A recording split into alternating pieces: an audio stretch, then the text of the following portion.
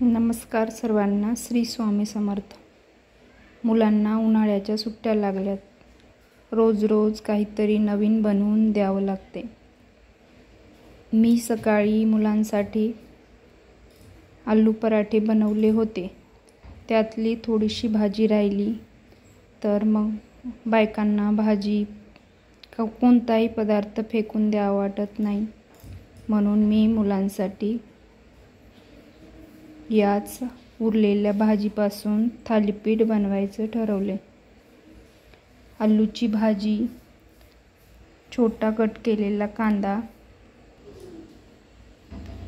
थोडेसे तीळ, हळद, गव्हाचं पीठ, ज्वारीचं पीठ व थोडं बेसन पीठ, 1 वाटी गव्हाचं पीठ, अर्धी वाटी ज्वारीचं पीठ व 2 मोठे चम्मच बेसन पीठ, वाटून घेतलेला जिरं लसूण, ओवा, हे सर्व एकत्र करून घ्यायचं.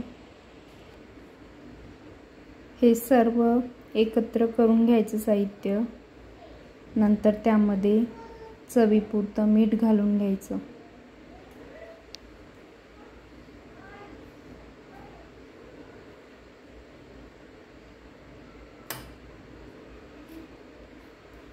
आता याचं छान पीठ भिजवून घ्यायचं.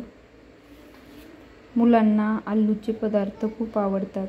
मग तो आलू पराठा असो किंवा आपले वडे, आलूचे वडापाव,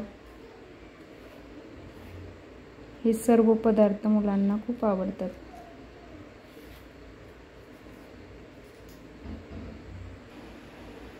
छान पीठ भिजवून घेतलंय. आता याचे आपण थापून थालीपीठ बनवून घेऊ.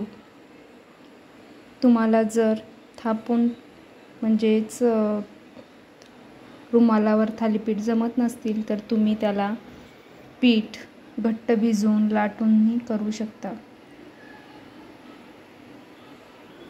कॉटनचा रुमाल घ्यायचा किंवा एखादा कॉटनचा कपडा स्वच्छ धुवून ओला करून घ्यायचा. त्यावर थोडंसं पाणी घालायचं.